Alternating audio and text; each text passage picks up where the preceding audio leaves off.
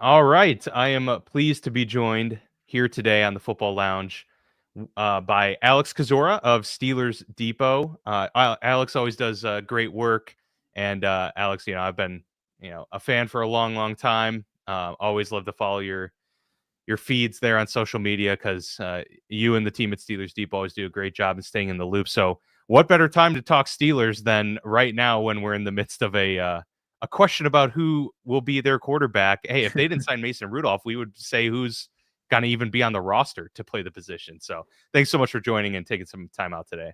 Sure thing, Dan. Appreciate you having me on. Skylar Thompson, quarterback one. Now it's There you still go. waiting, and I feel like we almost have to say we're recording this Monday 6:30 because we don't know when the news is going to change. It will happen at some point, but we're all waiting. We're all on Aaron Rodgers time right now, Dan. Yeah, we sure are. We sure are. I've got making sure that my mouse is on the refresh icon for Twitter there, and hopefully, maybe we'll hear some news fairly soon. But yeah, Aaron Rodgers' timeline, who knows how long that extends. But I did want to talk. Obviously, we're going to talk a lot of Steelers today, but I did want to talk to you about the Bengals because they just made recently. Some big moves, finally locking up Jamar Chase and T. Higgins. So that duo is intact for the next 4 years or 4-year extension for those two. $161 million goes to Jamar Chase, 115 for Higgins. This one making Jamar, of course, the highest paid non-quarterback on a per yearly value at $40.25 million per year. My initial reaction was probably one of the better moves the Bengals have done because they just don't pay great players to stay. I was surprised they locked up both for this amount of money. But what was your initial reaction to this news?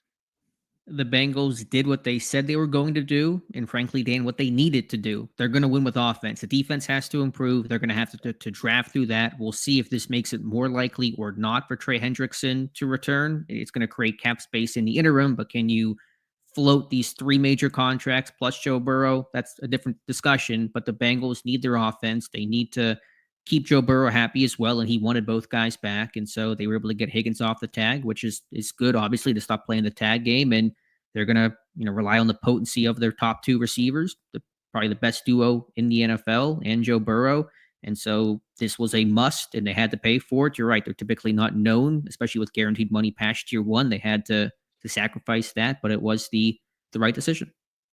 Yeah, I agree. That's been their mode of operation over the last several years is to win with that offense.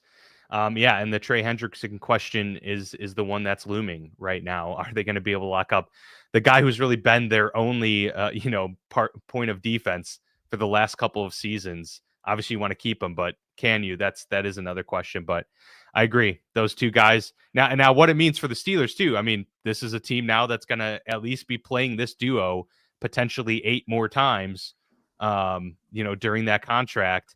And what does it mean for, the Steelers cornerback situation where really Joey Porter Jr., is the clear cornerback one? Does this maybe push the needle any further for you in terms of the urgency to get a cornerback too, if it wasn't even, urgent to begin with, which I think for a lot of us, we've been trying to pound the table for that for many years. Sure, it's a great point by you, Dan. This thing has ramifications for Pittsburgh beyond just watching the Bengals pay those top guys. Any team has to first approach with how do we win our division, which means how do we beat our divisional opponents. And when you look at the Bengals, how do you stop that offense? How do you stop Chase and Higgins? I think Pittsburgh has largely had good game plans to slow down both. I think Pittsburgh, with the defensive coaching staff they have, Mike Tomlin, Terrell Austin, new DB's coach, Joe Alexander, all have a DB's background. And so they generally formulate good plans to slow guys down, but it's still top tier elite receivers in your division for a long time. And so it certainly requires you to have being able to fight fire with fire and have two good cornerbacks. And Porter's development in year 3 will be key. I did like the Darius Slay signing, but that's, of course, a 1-year thing. That's not a long-term solution. And so that's going to have to be remedied probably for next off season. I think Pittsburgh, just as a quick sidebar, but semi-related, is in a really unique position because, again, you look at your division, they're in the AFC North with arguably the best rushing team in football in Baltimore, or at least top 2 with Philadelphia, and arguably the best passing team in football in Cincinnati, or at least right on up there. And so you have to have everything, all bases covered defensively. It's not just you're facing a great rushing division or a great passing division. You're facing the best of the best in both areas. And that's why I think at least one reason why Pittsburgh does seem to philosophically go all in on defense, because you need to contend against Lamar and Derrick Henry and Jamar Chase and T. Higgins, and you really can't have any weakness or you will be exposed. Yeah, and something that kind of just came to my mind there as you were bringing that up, because it's a really good point. Is we've seen some late season, not even necessarily collapses, although this last year certainly qualifies as that, but just even more recent seasons where just the end of the year has really ended sluggishly. I wonder if part of that does have to do with the wear and tear of facing and really just emptying the tanks in some of these heavy duty matchups with the Ravens, with the Bengals, and even the Browns in several of these years.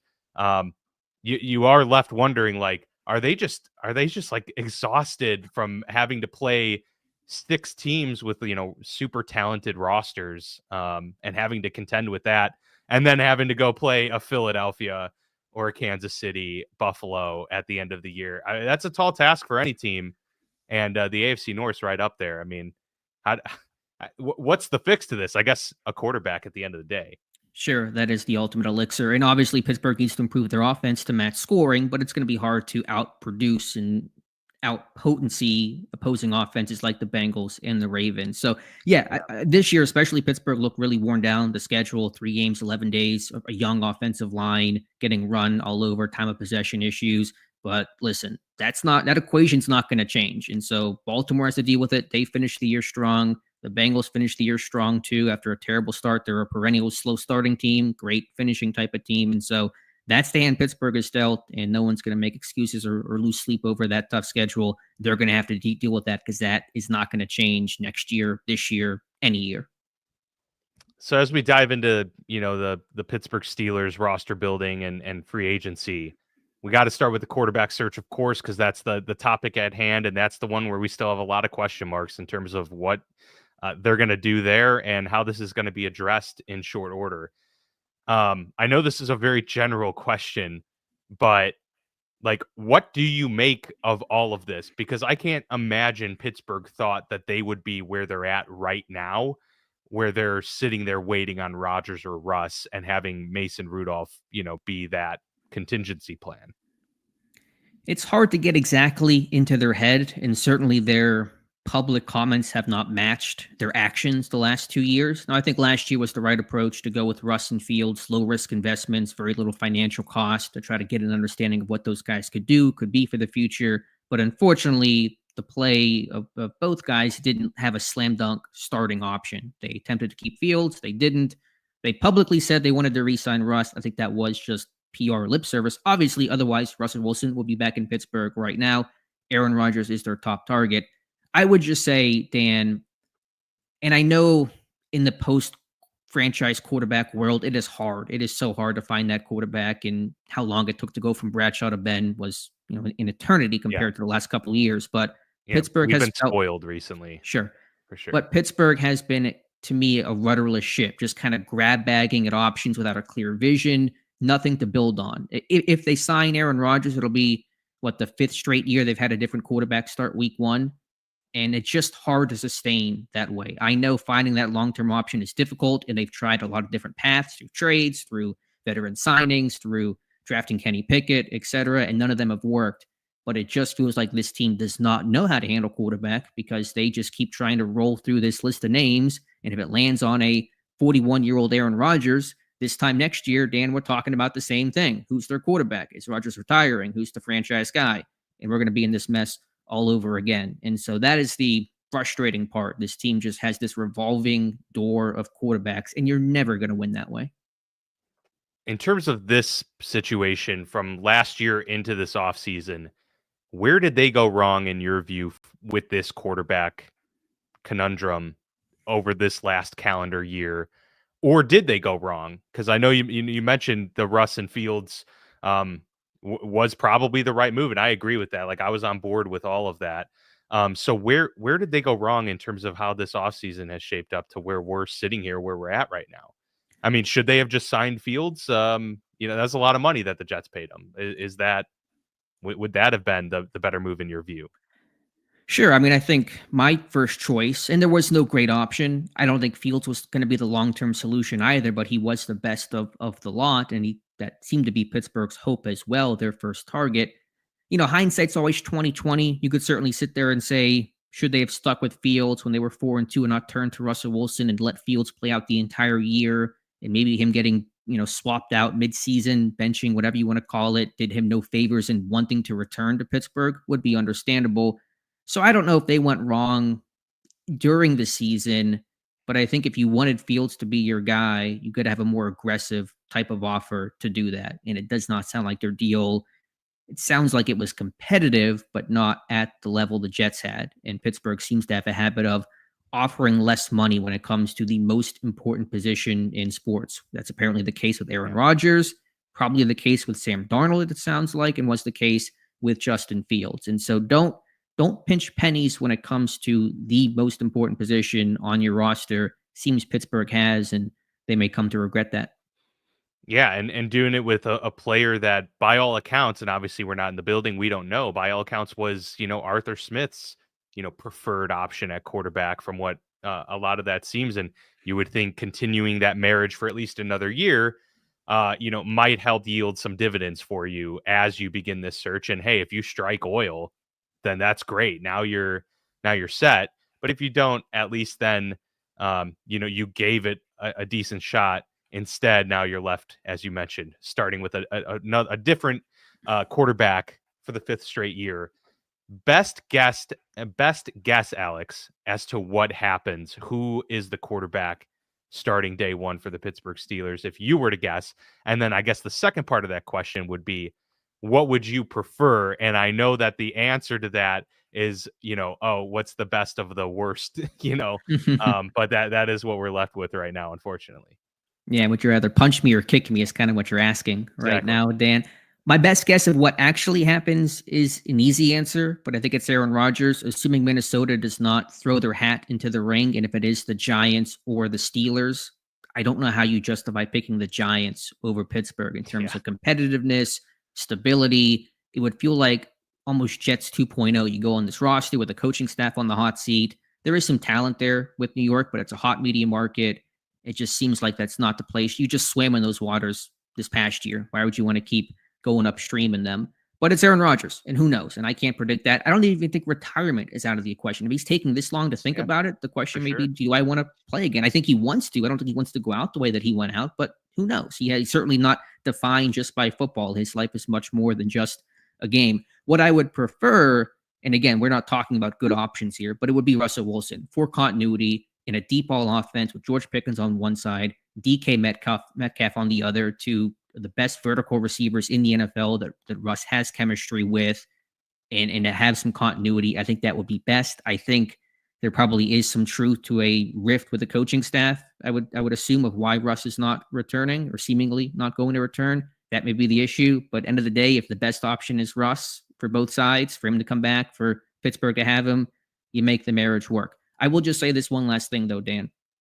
Regardless of who the quarterback was, and even if it was Justin Fields, in all likelihood, the path for Pittsburgh to get out of the purgatory, this rut they're in, this 9-10 win type of situation that they're stuck in, is to draft a first-round quarterback. The majority of teams who are competitive have taken a quarterback in the first round. And yes, Pittsburgh is doubtful to have a top 3 pick to get that blue-chip quarterback, but the Ravens didn't have a top quarterback selection in terms of picking top 3, top 5.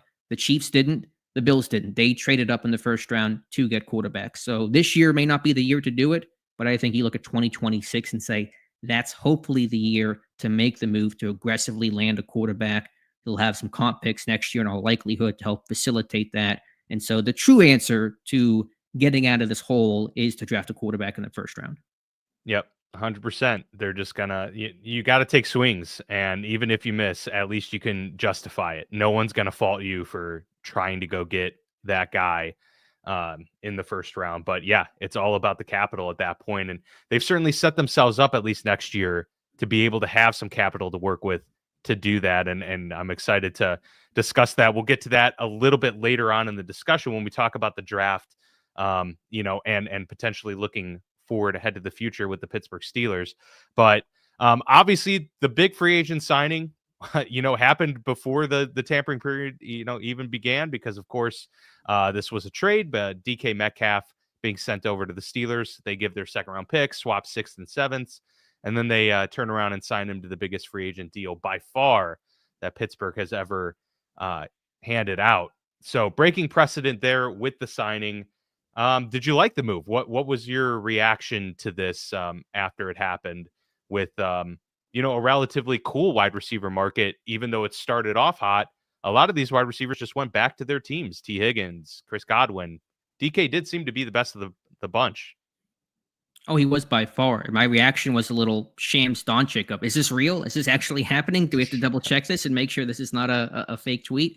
It wasn't probably to that magnitude, but it's still, for Pittsburgh's purposes, as you said, the most radical, I would say the biggest trade they've ever made in history in terms of just what they gave up, and certainly the contract, $150 million to a guy that's sight unseen in terms of being a Pittsburgh Steeler. They know about his game, obviously, but just something Pittsburgh does not do. And so that is a radical move I did not see coming. So yes, I like the move. This is a short-term play and a long-term play, obviously, to get a playmaker, just the height, weight, speed unicorn that Metcalf is, his explosiveness. He fits in the offense. He can block. He's a willing type of guy like that. To me, it's very comparable to what A.J. Brown was in Tennessee with Arthur Smith his first 2 years in the league. He had over 1,000 yards each year, 19 total touchdowns. There's similar styles of play in terms of a kind of yak ability. They're big, they're strong, they're physical, they're explosive, they're dynamic, they're deep ball weapons. And so, regardless of who the quarterback is, a guy like Metcalf will make you look better. Yeah, and just to add off of that, Mark last week on the show was talking about how, well, that's the position that the Steelers always draft so well at and develop. I would think there'd be, other ways to kind of go about this. And my response has been, yeah, they have been really good at drafting and developing, but look at how a lot of these receivers have turned out. They haven't been long-term outside of AB. All of these receivers haven't ended up being long-term assets. Deontay Johnson ends up being traded. Pickens, now we've even been talking about early in his career about potentially being on the move early. Chase Claypool, Juju Smith-Schuster, not getting extended. So they've had a lot of great receivers, but none that they've felt good enough about when their rookie contracts are up to actually provide them that, lucrative extension. So in many ways, Alex, was this also in your mind like a vote of confidence, yes, in DK, but also saying like, we need to stop this carousel of not having, a cornerstone receiver to build around with these offenses? I don't know if it was I don't know if it was a carousel issue. I think it was just this offense needs playmakers. They need them immediately, and Metcalf was your best guy. This draft class at receiver is not strong. It's one of the weaker draft classes in a while, and Pittsburgh has other needs. And so there was an opportunity to add a playmaker. Guys like Metcalf do not come on the market that often. 27-year-old player of his caliber, you just don't see that guy up for grabs very often. And so I think Pittsburgh was smart to jump on the chance. I would also say, to piggyback off your point, it's a good point to talk about not having long-term options at receiver. And I think it's certainly accurate to say Pittsburgh has drafted well, but it also helped when Big Ben, a Hall of Famer, was throwing to them, and you don't have that now. True. And so there's because they all did not perform well once they left Pittsburgh. Most of them, at least. Yeah, exactly. So that was another element Pittsburgh currently lacks, and we'll see what happens in the future. So another reason to go out there and get that super talented receiver to, again, help out a non-Hall of Fame. Well, I suppose, Russ and Rodgers could be Hall of Fame, could or will be Hall of Famers, but the point is not in their prime Hall of Famers the way Ben was. How do you gauge the situation for Pickens now? To you, even if they keep him this year, which it does seem, at least like right now, like that's the plan, they may try to trade to recoup the pick. Like, does it seem like the writing's on the wall, at least, that George Pickens, if he even is back in 2025, won't be back in 2026? Yes, it is very difficult to imagine a scenario in which they extend George Pickens. And just listen to Art Rooney talk about it after the season, about, we like Pickens, the potential is there. Will he unlock it?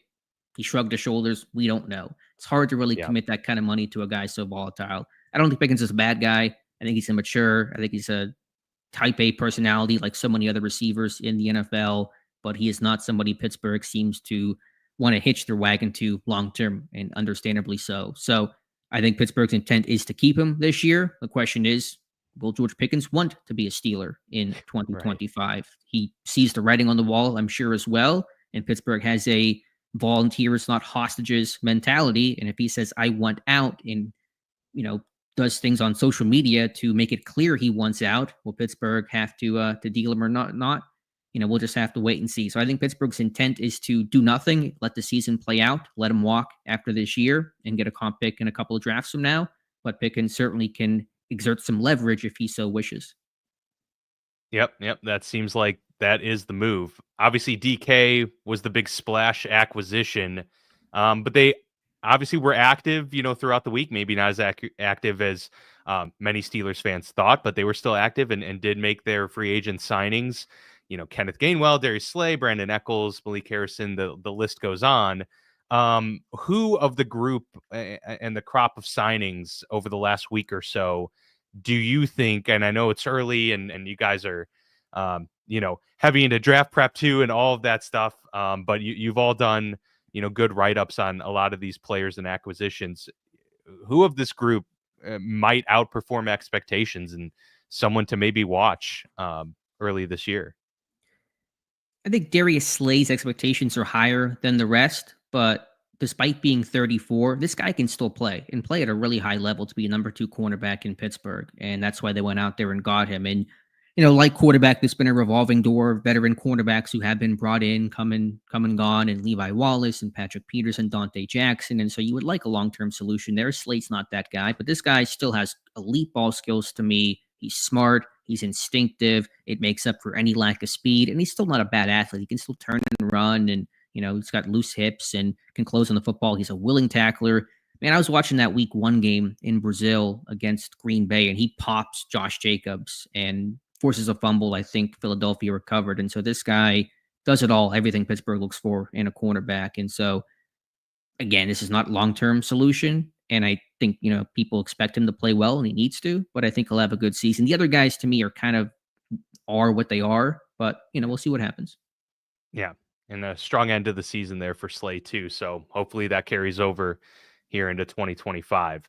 I wanted to pose something to you that I've kind of been thinking about the last couple weeks in terms of just kind of globally looking at the Steelers of the last 5-6 years, if you will, the philosophies. And yes, we've changed regimes from, Kevin Colbert to Omar Khan. So things have changed, but I can't help but wonder, like, is it fair to question maybe their and this isn't just one person, but the Steelers' ability to forecast outcomes, because they do come across and this is all hindsight too, and I understand that, a little overconfident or maybe sometimes arrogant at times, where they're like, this is our plan and this is going to work out, and then it ends up falling in their face, presumably, at least, because last offseason, with the trade of Deontay, you thought, oh, they're confident that they're going to fortify their wide receiver core, but that doesn't happen, and they're left with, plan C or D. The plan in terms of what they said was to sign Fields or Russ. Now they're left with Mason right now and probably Rodgers. They moved Broderick to right tackle, mismanagement of Dotson on the line. It's just seemingly like one after another. No Watt extension, and now the price is up and up and up. And in not using Mike Williams, like, a lot of these things just seem to be, patchwork, as you had mentioned earlier this year, but also that they're not yielding what seems like the moves would indicate that they think they will get out of these situations. Your thoughts on that? Yeah, it's a really good question, Dan. It's a big question that's probably hard to give a good answer for, but Sure. and we could talk 2 hours just about the philosophy of it in general. I would just say, I think for a while, and again, post-franchise quarterback, life gets hard, because before your franchise quarterback, it runs through them in life in terms of what you want to be, and your ability to compete is pretty easy on a baseline sort of level. I think Pittsburgh for a while struggled to find their vision of what is our identity, especially offensively. Defensively, they are who they are, and that hasn't changed for 30, 40 years, essentially. But offensively, what is your plan to win post-Ben?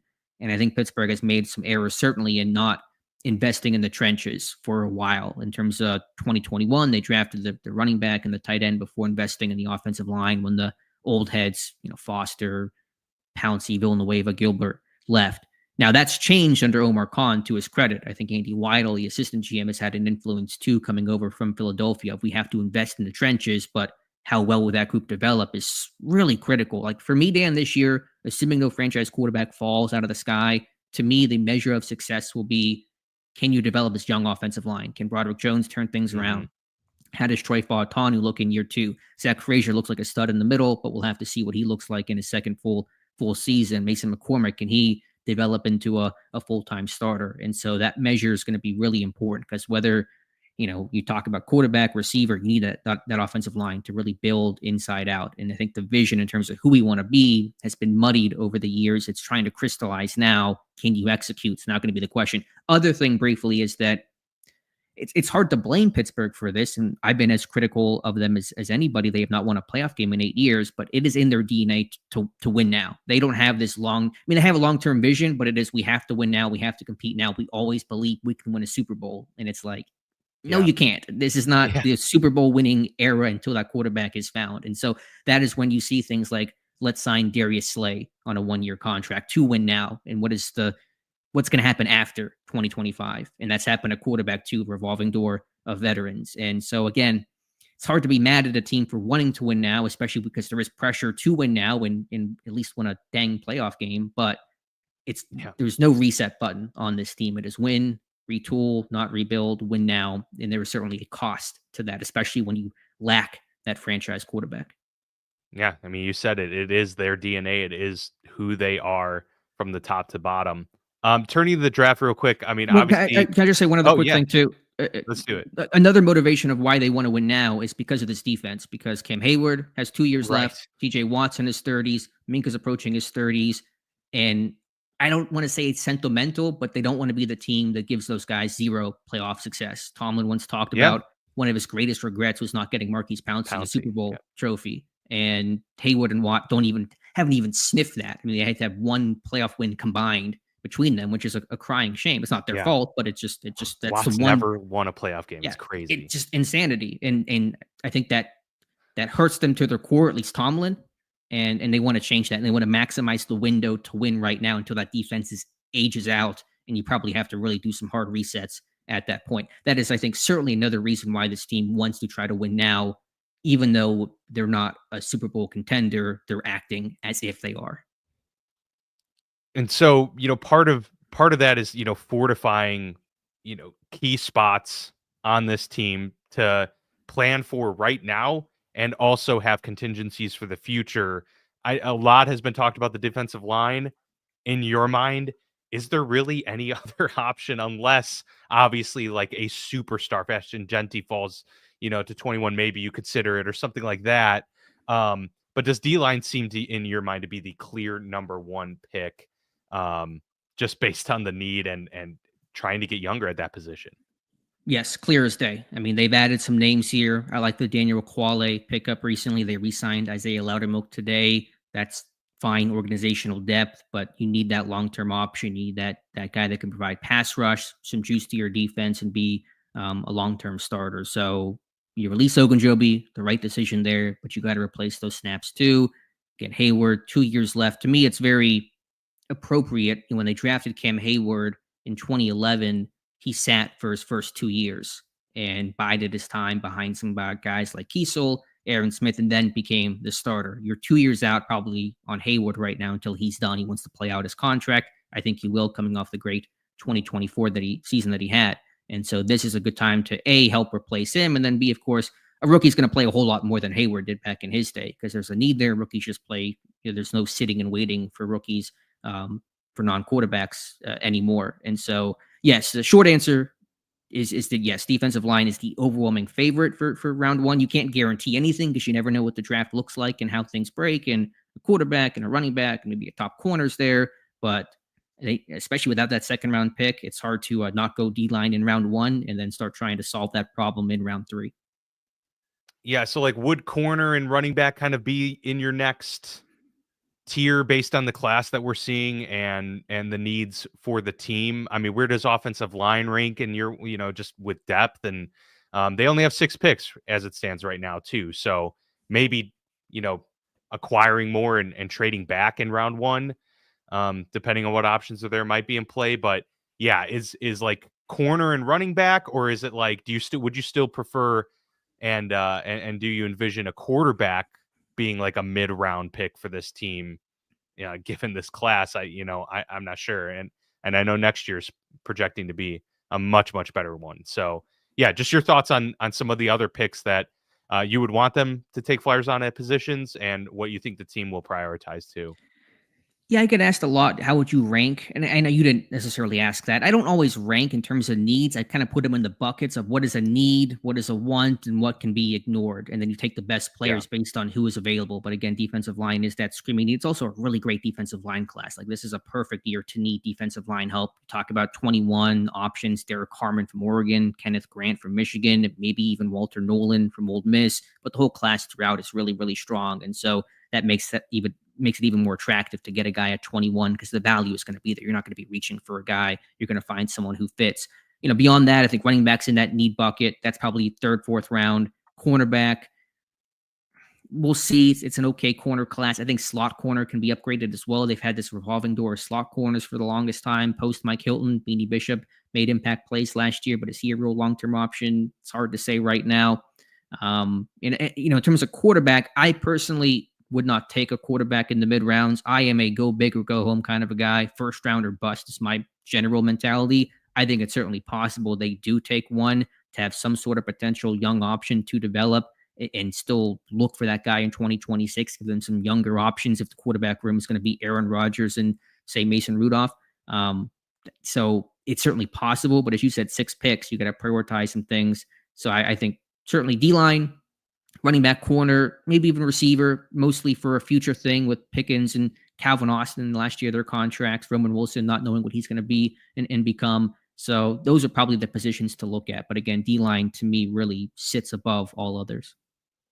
One thing I think is for sure that we can all agree on is post draft, the projections will still be 9-8, 10-7 for the Pittsburgh Steelers in the 2025 season ahead, no matter who's at quarterback or who they take. But yeah, next year does seem promising with the comp picks that they are currently projected to be receiving, as well as just the other draft capital that they have. So maybe we'll see that big swing going into next year. But Alex, really appreciate you coming on the show and talking Steelers with us for a little bit. Tell the viewers everything where they can find your work. Yeah, check us out, SteelersDepot.com. Thank you, Dan, so much for having me on. We're going through free agency. We're going to have a write-up on Juan Thornhill, who the team signed today as some safety depth, which was a big need. Thornhill, a couple tough years in Cleveland, but they needed depth. There was nothing behind Minkah Fitzpatrick and Deshaun Elliott, and so to get that, okay, I can live with that. We have over 200 scouting reports on the NFL draft. We'll have over 300 by the time the draft rolls around. It's our small school week, and so we're highlighting the players below the FBS level for all those small school sleepers out there, Jackson State and Iowa Western, and I'm watching Middlebury College tape. Don't even know where Middlebury's at, but they got a guy in Thomas Perry. And so if you want to just nerd out about the draft, that is certainly the place to check out. But find us on Twitter, Steelers Depot, and myself at Alex_Kozora. And Dan, thank you again for having me on. Absolutely. Always a pleasure, Alex. We'll talk again soon.